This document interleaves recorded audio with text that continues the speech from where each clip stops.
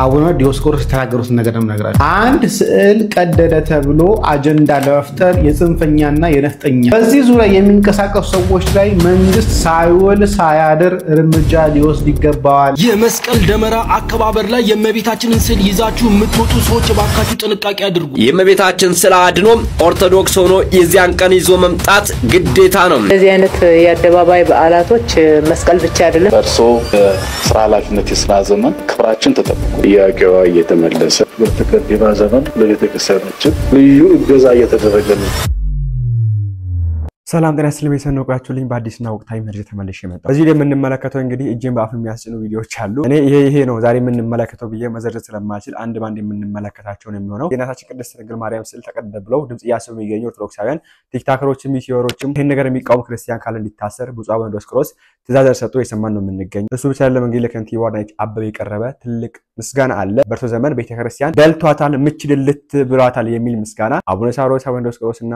እንዲሁም ደግሞ ሌሎች አባቶች ሲናገሩ እንሰማለን እሱን የማስደምጣችሁ ነው የሚሆነው እውነት ቤተክርስቲያን በዘመን ደልቷታል ወይ እናንተ ሐሳባችሁን ኮሜንት ላይ አስቀምጡልኝ ሰብስክራይብ ምንድነው ማታረጉት ለምንድነው ማታረጉት አሁን ማርኩ እስቲ መጀመሪያ ትናንትና እንግዲህ በአዳነች አበቤ ቢሮ አንድ ስብሰባ ተደርጎ ነበር መስቀል በዓልን አስመልክቶ በዛ ስብሰባ ላይ በሰሞኑ ጉዳይ ብፁዕ አቡነ ዲዮስቆሮስ ምን አሉ ቅዱሳት ስዕላትን ቀደዱብን ስለዚህ የቤሳን አካላት ለምን ነው ይሄንን ጉዳይ ለህግ አቀርበው ማያስፈጽሙልን ብለን ስንል ነበር ለምንድን ነው ማይያዙት ብለን ስንል ነበር አባቶች ይሄን ጉዳይ ሳያውቁት ቀርተው አይደለም በእርግጥ የሚያውቁታል አውቀውም ዝም ብለዋል አልፎ ተርፎ ደግሞ እኛ ደግሞ እንድንታሰር ደግሞ ጥያቄ እየጠየቁ ነው ላንብብላችሁ ምን እንዳሉ አቡነ ዲዮስቆሮስ ተናገሩት ነገር ነው ነገራችሁ ዛሬ በነበረው ስብሰባ ላይ አቡነ ዲዮስቆሮስ ይህንን ነገር የሚናገሩት እኛ እንድንያዝ ነው የሚፈልጉት ላንብብላችሁ አንድ ስዕል ቀደደ ተብሎ አጀንዳ ለመፍጠር የጽንፈኛና የነፍጠኛ አንድ ስዕል ቀደደ ተብሎ አጀንዳ ለመፍጠር የጽንፈኛና የነፍጠኛ እሺ የከተማ ወሮበላ አደራጅቶ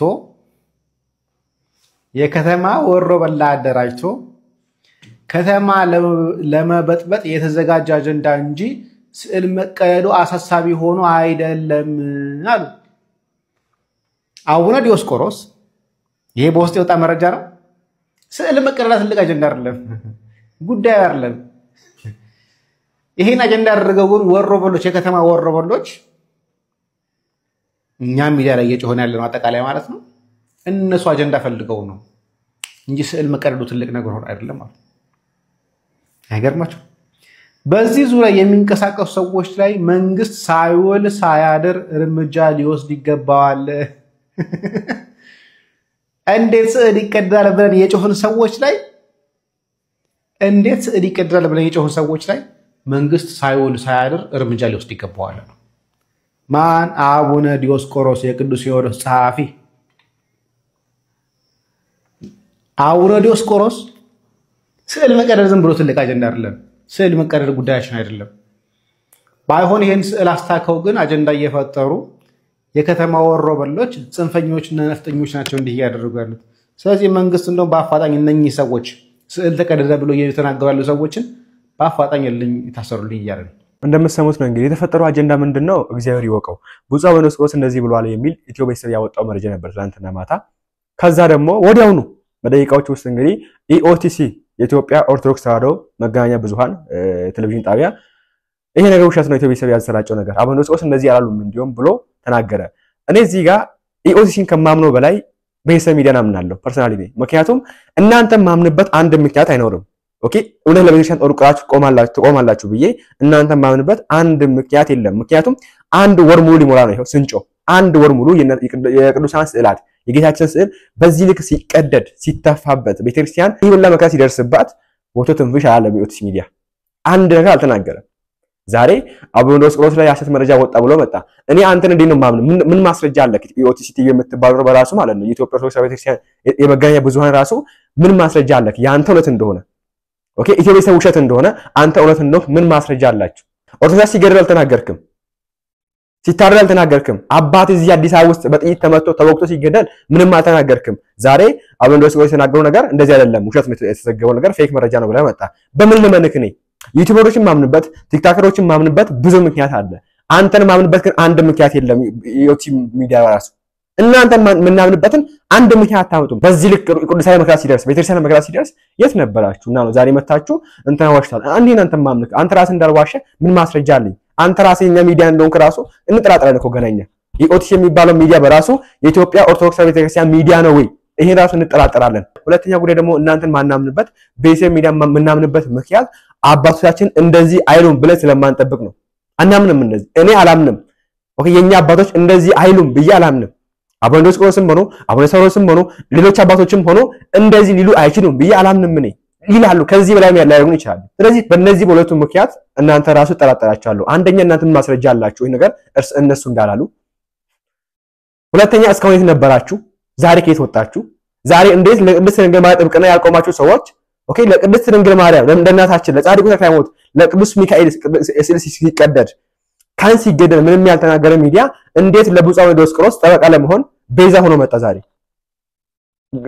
ዘይገርም እኮ ነው አቡነ ዲዮስቆሮስ እንደዚህ በማለታችን ድረስ ሰዎች አሉ ወይ አዎ ለአቡነ ዲዮስቆሮስ አጨብጭበናል ውድ ኦርቶዶክሳውያን ምን ጊዜም እንደዚህ እውነት የሚናገሩ አባቶችን ማድመጥ ያስፈልጋል ምን ተናግረው ነው አቡነ ዲዮስቆሮስ ህዝቡ እንደዚህ የተንጫጫው የሚለውን መልእክት አብረን እናደምጣ ምንድነው የተናገሩት ምን ነው እውነቱ ስለ እንኳን ተቀደደ እውነቱ ኦኬ እኛን ወንበዴ ማለቱ አሸባሪ ማለቱ ባንዳ ማለታቸው እውነቱ ይሄ የሚያጸጭብላቸው መናፍቅ ነው ሰውየው ልጁ በዚህ የሚደሰቱ አሉ በዚህ አዝኖም የሚናገሩ አሉ ሰምተን እንመለስ እባካችሁ ጋይስ ይህንን ቪዲዮ ማለት ነው ሼር ኮፒ ሊንክ አድርጋችሁ ለኦርቶዶክሳውያኖች እንድታደርሱ ጠይቃችኋለሁ ኤው አሁን ላይ ከመሸ ነው እየሰራውላችሁ ያለው ይህንን መረጃ የመስቀል ደመራ አከባበር ላይ የእመቤታችንን ስዕል ይዛችሁ የምትወጡ ሰዎች እባካችሁ ጥንቃቄ አድርጉ ከቅዱስ ሲኖዶስ ዋና ጸሐፊ አቡነ ዲዮስቆሮስ ተላለፈ መልእክት አለ እሱን አስደምጣችኋለሁ አንድ ስዕል ተቀደደ ተብሎ አጀንዳ በመፍጠር የጽንፈኛና የነፍጠኛ የከተማ ወሮበላ አደራጅቶ ከተማ ለማበጣበጥ የተዘጋጀ አጀንዳ እንጂ ስዕል መቀደዱ አሳሳቢ ሆኖ አይደለም በዚህ ዙሪያ የሚንቀሳቀሱ ሰዎች ላይ መንግስት ሳይውል ሳያድር እርምጃ ሊወስድ ይገባል ተብሏል ስለሆነም ቅዱሳት ስዕላት ተቀደደ ብላችሁ የምትሰሩ ሰዎች በቲክቶክ ላይ ወይም በተለያዩ የሶሻል ሚዲያ ፕላትፎርም ላይ ማለት ነው ካሁን በኋላ በህግ ቁጥጥር ስር ተውላችሁ እስር ቤት እንደምትወረወሩ መግለጫ ወጥቶባችኋል ማለት ነው ጥንቃቄ አድርጉ ለማለት ነው ይሄ እንግዲህ እኛ እናንተንም አባቶች እናንተ እንደዚህ አትሉም ብለን ስለማናምን ኢትዮጵያዊሰብን እናምነዋለን እኛ አይ ነው ታስተዋል ካላችሁ ማስረጃም አላሉም ብሎ መናገር ይችላል ማለት ነው ምክንያቱም አሉ በትሉም እናንተ እውነት ይሁን ውሸት ይሁን አናቀም እናንተ ኢትዮጵያዊሰብ ግን እናምነዋለን እኔ በርሰናሊ ኢትዮጵያዊሰብን አምነዋለሁ መልሰም እንዳሽቶበታል እውነቴን ነው ብሏል ኢትዮጵያዊሰብ ራሱ ኦኬ እውነቴን ነው በመረጃ ምንጫችን እናምንበታለን ብሎ ከሳለ በፊት መረጃ ይዘው ወጥቶ ነበር ስለዚህ እኛ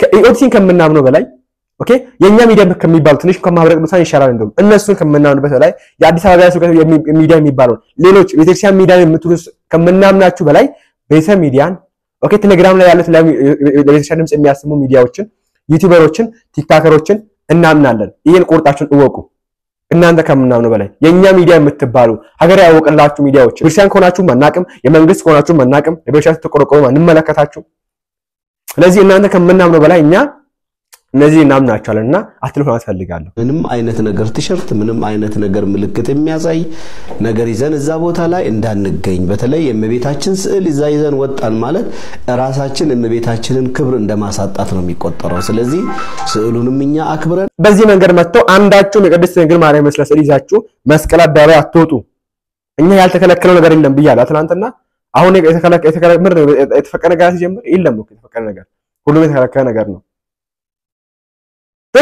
ጥቅስ ይከለከላል ሰው የመጽሐፍ ቅዱስ ጥቅስ ይዛችሁ ለጥፋችሁ አትምጡ ለብሳችሁ ላይ እንባላለን እንዴ ለስሙት እስቲ የመስቀል በዓልን አስመልክቶ አዲስ መረጃ ወጥቷል በዚህም በመስቀል በዓል ላይ ሃይማኖታዊ ስርዓቱን በተጠበቀ መልኩ እንዲከበር ሲል የአዲስ አበባ ከተማ ሰላምና ጸጥታ አስከባሪ ማስታወቃል እዚህም ላይ ስትገኙ ርችት እንዲሁም ጸባጫሪ የሆኑ ጥቅሶችን ይዞ መገኘት በጥብቅ የተከለከለ ነው ሲልም ተናግሯል ከጸጥታ አካላቶች ጋርም እየሰራ ነው ሲሉ ተናግሯል የ2018 የመስቀልና የኢሬቻ በዓላት ሲከበር ሃይማኖታዊ ትውፊታቸውን በተጠበቀ መልኩ እንዲያከብሩ ሲሉ ማሳስበው መጽሐፍ ቅዱስ ውስጥ ጸባጫሪ ጥቅስ አለ ወይስ የለም ካለ ኮሜንት ላይ አስቀምጡልኝ ጸባጫሪ ጥቅሶችን ይዛችኋት የትኛው ጥቅስ ነው እኛ ልብሳችን ላይ ካተምን የመጽሐፍ ውስጥ ቃል ነው የምናትመው።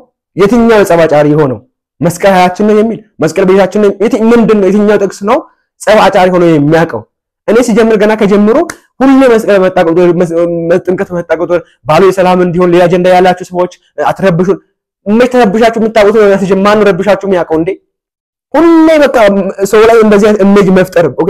ኦርቶዶክሳውያን መስቀል ላይ ጥምቀት ላይ ምንድነው ረብሻን እንደሚያነሱ አድርጎ ሰዎችን ማስፈራራት ወደ መስቀል አደባባይ እንዲያወዱ ለማድረግ የሚሰራ ሴራ ነው እንጂ መቼ ነው ሲጀምር ረብሻ ተነስቶ የሚያቀው? በየቀኑ እየመጣችሁ ባንዲራ እንዳትይዙ ረብሻ መሰለስቶ የሚያቀው ነው ባንዲራ የተነሳ ረብሻ። አሁን አባጻን የቅድስት ድንግል ማርያም ስለ ይዛችሁ እንዳትመጡ ብለዋል። ኦርቶዶክሳውያን ይዘን ነው ጠይሉ የሚገኙት ስላሰማችሁ እስቲ በተለይ የእመቤታችን ስዕል ይዘን ወጣን ማለት ራሳችን የእመቤታችንን ክብር እንደማሳጣት ነው የሚቆጠረው። አባ ሕፃን ተልኳቸውን ፈጽመዋል። ማንም ሰው በእምነቱ የሚኮራ ሰው የእመቤታችን ስለ አድኖ ኦርቶዶክስ ሆኖ የዚያን ቀን ይዞ መምጣት ግዴታ ነው። ስለዚህ በእለቱ የእመቤታችን የቅድስተ ቅዱሳን የድንግል ማርያም ስለ አድኖ ይዛችሁ ለመምጣት ቻሌንጁን ተቀላቀሉም። ሼር ኮፒ ሊንክ በማድረግ ይህን መረጃ ለኦርቶዶክሳውያን አዳርሱልኝ። በኢትዮጵያ ኦርቶዶክስ ተዋሕዶ ቤተክርስቲያን ዋና ስራ አስኪያጅ የሆኑት አባ ሳዊሮስ ልከዋቸዋል ነው የተባለው። እንግዲህ በመስቀል በዓል በሚከበርበት ዕለት ምንም አይነት ስለ አድኖም ሆነ አረንጓዴ ቢጫ ቀይ ባንዲራ ይዞ መገኘት በሕግ እንደሚያስቀጣና በአዋጅ ቁጥር ሁሉ እንደተደነገገ አባ ሳዊሮስ መናገራቸው የሚታወስ ነው። ታዲያ በዕለቱ ደግሞ የእመቤታችን የቅድስት ድንግል ማርያምን ስለ አድኖ ይዞ መገኘት ደግሞ አሁንም በድጋሚ ሕገ መንግስት ጋር አያይዘው ከኢትዮጵያ ኦርቶዶክስ ተዋሕዶ ቤተክርስቲያን ጋር ከፍተኛ ጥላቻ መንግስት ይኖረዋል ሲሉም ተናግረዋል። ይህ የሆነው ለምንድን ነው? ለእመቤታችን ያላቸውን ጥላቻ ወይንስ በእመቤታችን ስለሚያፍሩ ነው የሚለው ደግሞ አሁንም መወዛገቢያ ሐሳብ ሆኖ ተነስቷል። ታዲያ ኦርቶዶክሳውያን በዕለቱ ደግሞ በመስቀል አደባባይ የመስቀልን በዓል ስናከብር የእመቤታችን የቅድስተ ቅዱሳን የድንግል ማርያም ስለ አድኖ ይዘን እንደምንገኝ እኛም ጥሪያችንን እናስተላልፋለን። እነሱ ምንም አይነት ስለ አድኖ ሆነ የተለያዩ ስዕሎች የሚገልጹ መረጃዎችን ይዛችሁ እንዳትወጡ ቢሉንም እኛ ግን የእመቤታችን የቅድስተ ቅዱሳን የድንግል ማርያምን ስለ አድኖ ከፍ ማድረጋችን አሁንም እንቀጥላለን። ማንም ሰው በእምነቱ የሚኮራ ሰው የእመቤታችን ስለ አድኖ ኦርቶዶክስ ሆኖ የዚያን ቀን ይዞ መምጣት ግዴታ ነው። ስለዚህ በእለቱ የእመቤታችን የቅድስተ ቅዱሳን የድንግል ማርያም ስለ አድኖ ይዛችሁ ለመምጣት ቻሌንጁን ተቀላቀሉም። እንደምትሰሙት ነው ይዛችሁ የተባለው እንግዲህ ምን እንደሚፈጠር የምንመለከት ነው የሚሆነው። በእናንተ ይሄ ሁላ በእናንተ ነው። ህዝቡ ክርስቲያኑ እንዳይሰማችሁ ተደርጎባችኋል። ኦኬ አባቶች ጳጳሳት ወጣቱ እናንተን እንዳይሰማ ልጆቻችሁ ኦኬ በጎቻችሁ እናንተን እንዳይሰሙ ተሰርቶባችኋል። ኦኬ እናንተ ተባብራችሁ ሰርታችኋል። አውቃችሁ ይሁን ብላችሁ ያያችሁ ሰርታችኋል። ይሄው ማንም አንሰማችሁ ይዘን ነው ወጣ እንደው ከእናንተ ቀራን የሚቆም ሰው ነው አሁን እየመጣበት የሚገኘው። ለወጣቱ በራሱ ልጆች በራሱ እኛ በራሳችን ከእናንተ ተቃራኒ የሚቆም አብዛኛው ሰው ለምን እናንተ እንዳትሰሙ የማድረግ ሴራ ተሰርቷል። በዚህ ጉዳይ ደግሞ የእናንተ እጅ አለበት። በራሳችሁ እጅ ነው ያመጣችሁት። አሁን ይሄ ነው አስተውታው ከሁለት ከሶስት ዓመት በኋላ ምን አይነት ትውልድ እንደሚፈጠር እባካችሁ መንጋውን ያዙ። እባካችሁ ከልጆቻችሁ ጎን ቆሙ። እኛ ከእናንተ ጎን መቆም ነበረብን። እናንተ ግን ለቤተሰብ የሚያጠቅ ነገር ያላችሁ የምትገኙት ስለ ገንዘብ ነው የምታወሩት። አሁን ትላንትና በሰርግ ስብሰባ ላይ የተወራው ስለምንድን ነው? ስለ ገንዘብ እንትን ረድታችሁናል፣ ቦሰታችሁናልና ላሰማችሁ እስቲ። ከ8 ሚሊዮን ብር በላይ አውጥተው የሚሸፍኑልን ክብርት ናቸውና በንጉሠ ነገሥቱ ዘመን ተቋርጦ የቀረውን ታሪክ ቀጥለው ታሪኩን ከተቀበረበት አንስቶ እንደገና ህይወት በመዝራት በእርሶ የሥራ ኃላፊነት የሥራ ዘመን ክብራችን ተጠብቆ ሙሉ ወጫችን ተሸፍኖ ከ8 ሚሊዮን ብር በላይ አውጥተው የሚሸፍኑልን ክብርት ናቸውና በዚህ አጋጣሚ አባቶቻችን ብታመሰግኑ ለማሳሰብ ያክል ነው። የወጣችሁ የወረዳችሁ ለቤተክርስቲያኗ ሞገስ ሆናችሁ እየሰራችሁ ስለሆነ እግዚአብሔር መልካሙን ነገር ያድላችሁ እላለሁ። 8 ሚሊዮን ብር በላይ ወጪ ተደርጎ በበዓለ መስቀሉ በመስተዳድሩ በኩል ቤተክርስቲያኗ ምዕመናኑ ሊያወጡት የሚገባውን ነገር በእናንተ በዚሁ በመስተዳድሩ በክብርት ከንቲባ መሸፈኑ ይህም ትልቅ ኩራት ይሰማናል። በእናንተ በልጆቻችን እኛ ካወቅንበት ድሉን ከተጠቀምንበት በብዙ መልኩ ቤተክርስቲያናችን ጥያቄዋ እየተመለሰ መልስ እያገኘን ያለንበት ወቅት ስለሆነ ከኛ ካልጎደለ ከኛ ካልቀረ በስተቀር በዚህ በኩል የቀረ ነገር ያለ አይመስለኝም ወይንም የለም ማለት ይችላልው። እኛ እየተደረገ ያለው እገዛ ድጋፍ ቀላል አይደለም። የነበሩት ኃላፊዎች ከንቲባቸው የሆኑ ሌሎች መንግስታት በነበሩ ዘመን እና አሁኑ ለቤተክርስቲያን ትኩረት ሰጥቶ ያገለገሉት የሰሩት የረዱት ወቅት ጊዜ የለም። ምርት ከንቲባ ዘመን በጣም ለቤተክርስቲያኖችም ልዩ እገዛ እየተደረገልን ነው ያለውና ለወደፊት መሄድ እገዛችሁ እንዳይለየን ነው የምለው። መስተዳድሩ በዚህ በከተማ ባለው ጠንካራ አመራር ጠንካራ አሰራር ያለ መሆኑን በየጊዜው በመናየው እንገነዘባለን። ዳግማዊ አቡነ ሩፋኤል እኮ ነው ይሉብን። አቡነ ሩፋኤል ትዝ ይላችኋል ከአመት በፊት አመት አልሞላው ቤተሰቦች ተሞላው እንደ አመት ሞልቷል። አባቶች አርደዋል። ሰሞኑንም አመት ሞላው እንግዲህ ያው በየአመት ስለሚታረዱ ማለት ነው። ምን ብለው ነበር? አባቶች ታርደው ኦርቶዶክሳውያን ለቅሶ ላይ ያለን ፓርላማ ውስጥ ገብተው እንደዚህ ነው የተመቸ ዘመን የለም ብለው ሲናገሩ ያው ሁሉም ክርስቲያን ተቆጥቶ ነበር። እንዴት እንደዚህ ይላሉ ብለው ተቆጥቶ ነበር። አሁንም የተረገመው ራሱ ነው። እንደዚህ ነው የተመቸ ዘመን የለም። ኦኬ እንደው ከኛ ነው የቀረው ተብለናል እኮ እኛ እንደው ከኛ ቀርቷል ከናንተ አልቀረም። ተመችቷል። በጣም የተመቸን እናመሰግናለን። ለምን የተባለው መሰላችሁ? አንደኛ እነሱ ተመችቷቸዋል። ይሄ ዓለማዊ ጸሐፊ ጉዳይ ነው። ኦኬ አንድ ሰው የተቀመጠበት ወንበር ካልተመቸው ይነሳላ ከቆረቆሮ ዝም ብለው ቁጭ ያሉት ምንም የሚያተፍሽ የመልስ አባቶች ስለተመቻቸው ነው እነሱ። ስለዚህ ስለራሳቸው ምቾት ነው ያወሩ የሚገቡት። ስለኛ ምቾት አይደለም። እኛ አልተመቸንም። ኦኬ እየሰማችሁና እኛ አልተመቸንም። እኛ በጎች ነን። እኛ በጎች ሾክ እየወጋን ነው የሚገኘው። አልተመቸንም። እየተያዝን ነው የምንገኘው። አልተመቸንም። ጫካ ይዘን አልተመቸንም። እንዴት ማን ወክራችሁ ራሱ እንደምትናገሩ አባቶች እኔ መጋ እኮ ነው የሚገባው። ማን ወክራችሁ እዛጋ አሁን ተመችቶናል እንደዚህ ምችት ድልት ወራ ያቀን እያላችሁ እንደው ከኛ ቀርቷል እነማን ናችሁ እናንተ? ማን ወክራችሁ እዛ ያወራችሁ የምትገኙ? እኛን ከሆነ እኛ አልተመቸንም። እኛን ከሆነ እኛ ቅዱሳን ስደው ነው የሚገኙት። ቤተክርስቲያን የተቃጠለች ነው የምትገኘው። አባቶች በየቦታው የታረደ ተግሎ ነው የሚገኙት። አልተመቸንም። እኛ እንደዚህ ዘመን ሰጥቶና ያቀም ለዚህኛው ጥያቄ ነው ወልስ ይሰጣክ እንዴ? ዙቃለ ታረደ አባት መልስ አግኝታችኋል? ለታረደ አባቶች ለምን የታረደ ነው? የታረደ አባቶች 3 4 5 ነው የሚሞሉ ባለፈው የታረዱት ከዛ በፊት የታረዱት አግኝታችኋል? 3 ጊዜ 4 ጊዜ ለሚታረዱ አባቶች አግኝታችኋል መልስ? እዚህ በጥይት ተመተው ተወቅተው የታረዱ አባቶች መልስ አግኝታችኋል? ምን ግራኝ ጋር ነገር እኮ ነው። እኔ አላቅም። እመቤቴ የቅዱሳን ስዕል ስለሚቀዱ ሰዎች አንዲት ህፃን ልጅ ምን የማታውቅ ህፃን ልጅ መታ ማይም ሆነች የቅድስት ድንግል ስዕል ቀዳ ለዛ መልስ አግኝታችኋል? ትንሳኤው ሳሙኤል አሁን ይሄው ተመችቶናል በጣም ተመችቶናል ያለ የሚገኘው ላሰማችሁ በድጋሚ እዚህ ጋር በርሶ የስራ ኃላፊነት የስራ ዘመን ክብራችን ተጠብቆ ሙሉ ወጫችን ተሸፍኑ ከ8 ሚሊዮን ብር በላይ አውጥተው ይሸፍኑልን ክብርት ናቸውና በዚሁ አጋጣሚ አባቶቻችን እንድታመሰግኑ ለማሳሰብ አሁን ይሄ በጣም ተመችቶናል ያሉት አባት ባለፈው ትዝካላችሁ ከወር በፊት ትብልዝዳ ጉዳይ ክስ ከሰን ነበር መንግስት አልጠየቅልንም ኦኬ አካገር እንዳይወጣ አድርገናል ግን ካገር ወጥቷል ብሎ ሲናገሩ የነበሩ አባት ናቸው። ምን የተመቸከው የትኛው ጥያቄ ወስጥ ተመለሰለ ታዲያ? ይሄው ጠይቅ እኮ ከሳስክ እኮ አልተያዘልም እኮ ሰውየው ምንድነው መልስ ተመለሰልኝ እና መሰግናለሁ እያላችሁ 8 ሚሊዮን ብር ታወራላችሁ። እዛ 800 አባት በአንድ ቀን የተረሸነብህ ያለ ግራ በቃ እኔ አሁንማ በጣም ተለያየን። በቃ አሁን ድሮማ ብዙ ትንሽ እኮ እንባባ ነበርኩ ትንሽ ተሙን ነበርኩ ትንሽ እኛም እናንተን ሰማ ነበር እናንተ መንግል ልጆች ናቸውና ብራችሁ አንድ ጊዜ እንትኑ ነበር መልስ መልሱ ነበር በእኛ ጉዳይ ላይ በመመኑ ጉዳይ። አሁን ላይ ግን በጣም ተለያየ ዓለም ውስጥ ገባን። እናንተ ጭራሽ ጀምሮ ሄዳችሁ ማርስ ላይ ናችሁ መሰለኝ ሌላ ፕላኔት ላይ ናችሁ እናንተ እዚህ እርዝ ላይ አይደላችሁም እናንተ ወደ ማርስ ወደ ጁፒተር ሄዳችኋልና የላችሁም እዚህ ራሱ እናንተ እዚህ ላይ ብትኖሩ ተመችቶናል አትሉም ነበር። ለምን ስላልተመቸን አሁን ተመችቶናል ለሁሉም ጥያቄ መልስ አግኝተናል 8 ሚሊዮን ብር ረድታችኋል ብሎ ያወሩ ያሉ አባት በትዝታ ጉዳይ ለምን ጥያቄ ያነሳችሁ? በሰሞኑ ጉዳይ ጀመር እሱ ራሱ የሰሞኑ ጉዳይ አይደለም ነው። አሁን በሰሞኑ ጉዳይ ያላችሁ መረጃ ሾልኮ ወጣባችሁ በጣም የሚያስጠላው ነገር እንጂ ርዕሳችሁ በራሱ የብር ነገር እኮ 8 ቢሊዮን ስላገዛችሁን እናመሰግናለን። የምን 8 ሚሊዮን ብር 800 አባት በአንድ ጊዜ ታረ በአንድ አመት ውስጥ ከ800 በላይ አባት አርዶብህ ይያለ ሞቶብህ ይያለ ተገድሎብህ ይያለ ቤተክርስቲያን ተቃጠለ ይያለ ለዛ እኛ እንደዚህ ስለምንል ባንዳ ነን ነፍጠኛ ነን። እኛ ነፍጠኞች ባንዳዎች እሰባቸው የተባለው እኮ እኛ እንዴት ታሰን ይችላል። አሁንም ቢሆን ጥያቄዎቹ እነዚሁ ናቸው። ምንም ለማን ጥያቄ የለም። ከባድ ጊዜ ያረስ ነው። በህይወቴ ከሚቆጨኝ ነገር አንዱ እናንተ ጥቁር ልብስ ልበሱ ስትሉ መልበሴ ነው።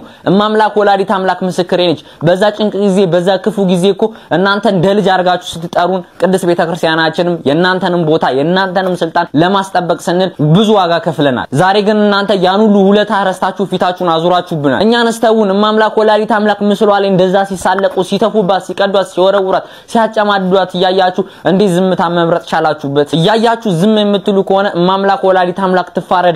እናንተ ከላይ ተቀምጣችሁ ዝምታን በመረጣችሁ ቁጥር እኛንም ባለማተቦች ዋጋ እየከፈልን ያለ ነው። እናንተ ከላይ ተቀምጣችሁ ነገሩን ሁሉ ባላየና ባልሰማ ስታልፉት እኛ የዳ ልጆችን ዋጋ እየከፈልን የምንገኘው። እንደ አባት አባቱን እንደረኛ እረኛ ሁኑ እባካችሁ። ሲኖዶስ የሚለው ስም በአሁን ሳሌ ስም ሆኖ ብቻ ቀርቷል። ምን አለ እንደና አቡነ አብርሃም እንደና አቡነ ጴጥሮስ እንደና አቡነ ይስሐቅ ብትሆኑልን። እናንተ በጥቁር መኪና እየሄዳችሁ ምመኑን እንኳን ዞር ብላችሁ የማታዩ ስለምትበሉት ምግብ ስለምትለብሱት ልብስ ስለምትነዱት መኪና የምትጨነቁ በሰማይ ወየውላችሁ። ልጆቻችሁን ደቅጠል እየረገፉ ያያችሁ ባላየ ስታልፉ አያስጠላም አይሰለችም? ለናንተ ወንበርና ስልጣን ሲባል እኮ የሻሸመኔ ኦርቶዶክሳን ደቅጠል ረግፈዋል። ለናንተ ስልጣንና ወንበር ቦታ ሲባል እኮ የያቤሎ ማርያም ወጣቶች ደቅጠል ረግፈዋል። ለናንተ የዘርና የፖለቲካ ማስፈጸሚያ ሲባል እኮ የወለቴ ቅዱስ ዮሐንስ ወጣቱ ልጆች እኮ ደቅጠል ረግፈዋል። አንረሳም አንዘነጋም። መድኃኔዓለም ይፋረዳችሁ። ያው ነው እንግዲህ በቃ የኛ ጥያቄ ይሄ ነው። እኛ እንደዚህ ነገር እንጠቅሳለን። እናንተ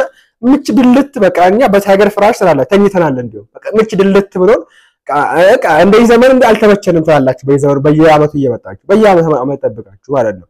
እኛ ታዲያ ለምን ተስፋ ማትቆርጡት? ተስፋ አንቆርጥም። ቤተክርስቲያን ጉዳይ ተስፋ አንቆርጥም። አይደለም አይሰራቸው ብትሉ ግደሏቸው ረሽኗቸው ብትሉም ተስፋ አንቆርጥም። ለምን ተስፋ አንቆርጥም? ስሙት ይሄን ትምህርት ቤተክርስቲያን ማለት የናቡነ እገሌ እየመሰለቻቸው አስታውሳለሁ። አሁን በዚህ እንደው ጳጳስ ሷን አባቶቻችን ቤተ ክህነቱን ለመምራት ስልጣን ሲቀርክክብ ሲያረጉ ስልጣን ማለት ለየመምራት የቤተ ክህነት ቢሮክራሲውን ማለት ነው፣ ሌላ ነገር አይደለም። እሱን ለመምራት ሲሾሙ አይ እዚህ ጀምሮ ምን ሰዋል ከዚህ በኋላ ኦርቶዶክስ ቤተክርስቲያን አንሄድም መስራት በኩራታችንን አንዳንዶቹ ግብጽ ሁሉ ሄደንና ያው ሀብታሞቹ መሰለኝ የግብጽ ኦርቶዶክስ ነው ምን ሆነ እንደውም ብለው ያቆረፉል። ምን ልላችሁ ፈልጌ ነው ክርስቲያኖች አይደለም የአንድ ብፁዕ አባት የሲኖዶስ እንኳን ቤተክርስቲያን የምትባል የለች። የሲኖዶስ ማለት ሙሉ አሁን ለምሳሌ በእኛ ወደ 70-80 አካባቢ ብፁዓን ሊቃነ ጳጳሳት አሉ፣ በረከታቸው ይደርብን። የነዚህ ብፁዓን አባቶች ቤተክርስቲያን የለችም።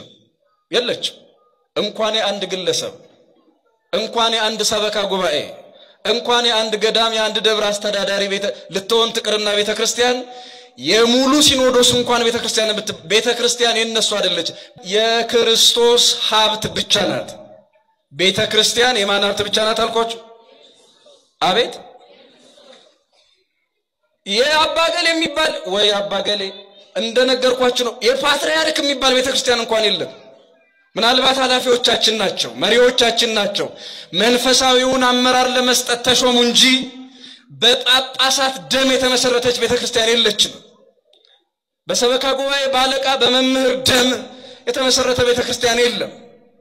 ቅዱስ ጳውሎስ በነቢያትና በሐዋርያት መሰረት ታንጻችኋል ቢል በትምህርታቸው ማለት ነው እንጂ ጴጥሮስ ደም ላይ የተሰራ ቤተክርስቲያን የለም። በጴጥሮስ ስብከት አለ።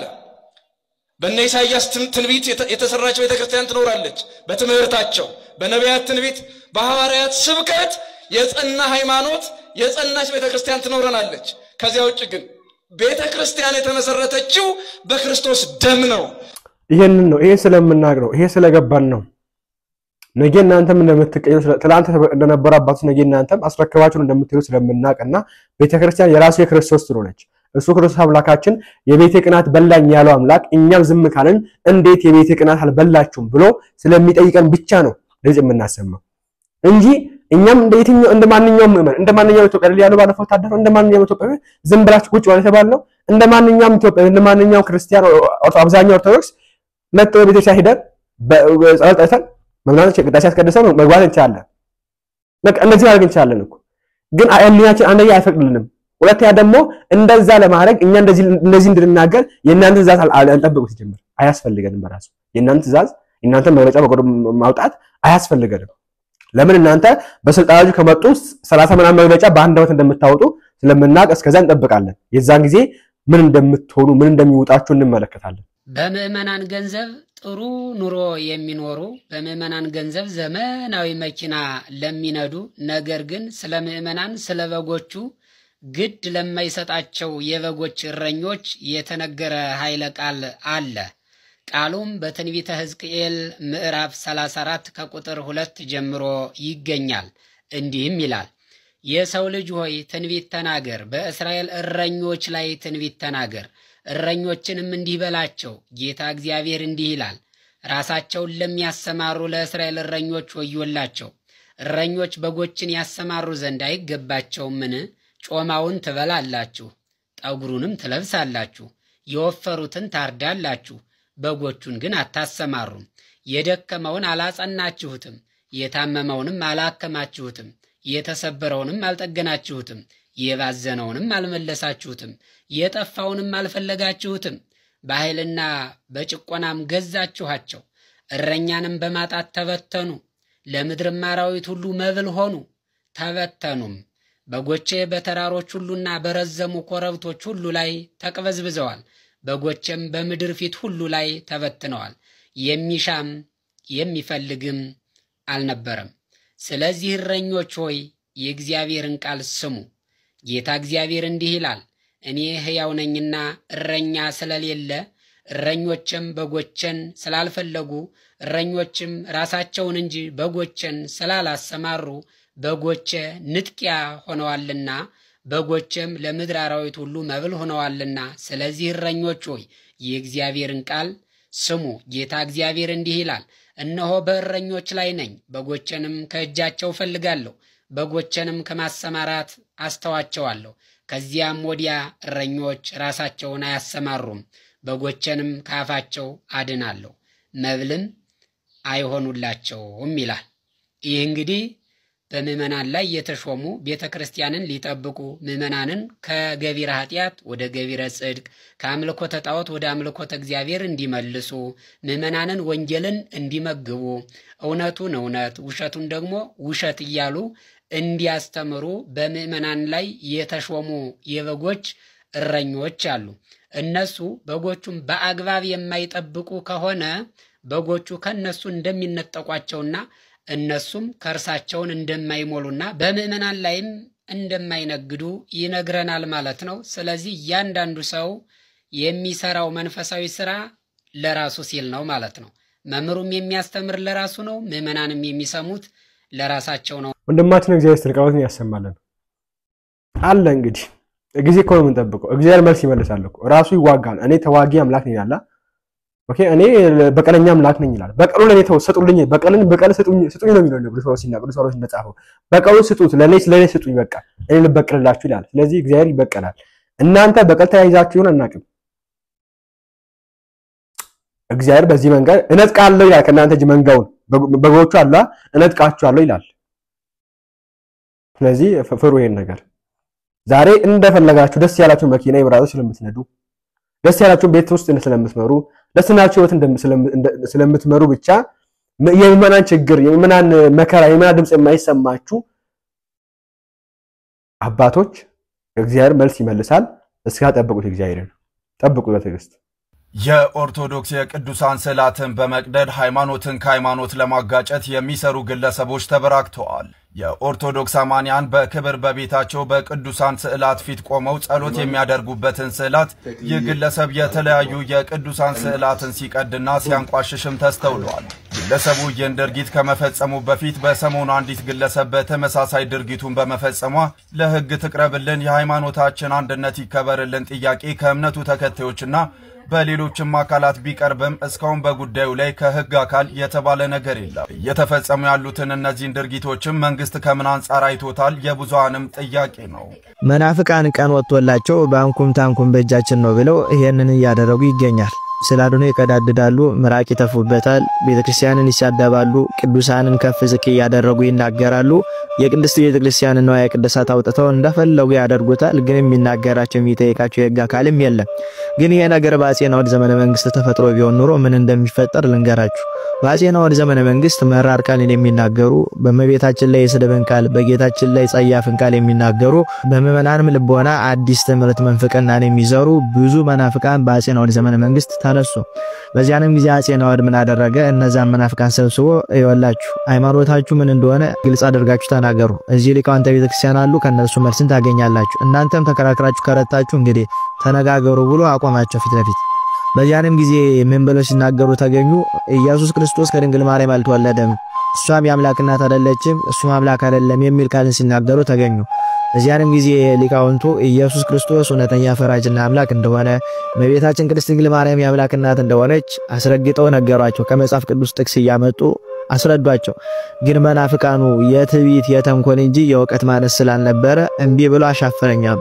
አፄ ናኦድን ብትናገሩ ብትመከሩ አልሰማ ካላችሁማ ብሎ ግማሹን በፍርድ አደባባይ እየመረመረ ስቃይ ያጸናባቸው፣ ግማሾቹን በሰይፍ አስመትቶ አስገደላቸው፣ ግማሾቹን ደግሞ በእሳት አቃጥሎ እንዲያድርጎ መናፍቃንን ከኢትዮጵያ ሀገር ላይ ያጠፋቸው። እመቤታችን ቅድስት ድንግል ማርያም ይህን ስላደረገ ፈንታ መታ እስከ መንግስቱ ፍጻሜ ድረስ ባረከችው፣ ቀደሰችውም ጭምር። መንግስቱንም በሰላም ፈጽሞ አፄ ናኦድ አረፈ። መጽሐፍትም ምን ይላሉ? ጠላት መጥቶ ሲዋጋ አንድ ጊዜ ሽሽ፣ ሁለተኛ ጊዜ ሽሽ፣ ሶስተኛ ጊዜ ሊዋጋ ሲመጣ ግን ተንስ ወተቃተል፣ ተነስና ተዋጋ ይላል። አባቶቻችን የቤተክርስቲያንን ሕግ ቢያስከብሩልን እኛ እንዲህ ባላወራን ነበር። አሁንም መናፍቃን ልትረዱት የሚገባው ነገር እቺ ቤተክርስቲያን የሚሞቱላት ልጆች ብቻ ሳይሆን የሚዋጉላት ልጆች እንዳሏት መርሳት የለባችሁም። እናንተ እንደዚህ ስትፈነጩ ቤተክርስቲያን ላይ እንደዚህ ስትሆኑ ዝም ብሎ የሚመለከት ወጣትም እንደሌለ ማወቅ አለባችሁ። እግዚአብሔር ማሪ እንደሆነ ሁሉ ደግሞ ተበቃይም አምላክ ነው። ይሄንን እንዳትረሱት። እኛም የእግዚአብሔር ልጆች ነን። አፄ ናኦድም እንዲያደርጉ በእመቤታችን ምልጃ በጌታችን ኃይል መናፍቃኑን ከሀገሩ አጥፍቶ ኢትዮጵያን ከመናፍቃን ነፃ አድርጓት ነበር። አሁንም እንደ አፄ ናኦድ ያለ ንጉስን እግዚአብሔር ያስነሳልን። ይሄ ነው እንግዲህ ቪዲዮአችን ይሄ ምስል ነበር። ይሄን መረጃ ለታሪክ አስቀምጡት። ዛሬ እኛ ላይ ስንናገር ይታሰሩ ወንበዴ ናቸው፣ ነፍጠኛ ናቸው፣ ባንዳ ናቸው ተብለናል። ነገ ደግሞ ተናገሩልን ስትሉ ይሄን ነገር ወጣውተን እንደምናሳያቸው ተስፋ እናደርጋለን።